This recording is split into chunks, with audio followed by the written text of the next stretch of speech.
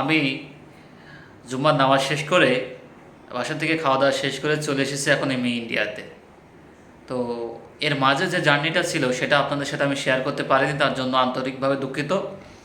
কারণ টিপ টিপ বৃষ্টিতে কী যে ভালো লাগছে, অনেক বৃষ্টি হচ্ছে বাইরে, যার জন্য আমি ভিডিও করে আপনাদেরকে দেখাতে পারিনি। তো এখন আমি বনগাঁ বাটার মোড়ে একটি হোটেলে আছি। হোটেলটা মোটামুটি সুন্দর, দেখতে পাচ্ছেন। আবার আমি সবসময় নিজেকে ভালো জায়গায় ছাড়া রাখতে পারি না।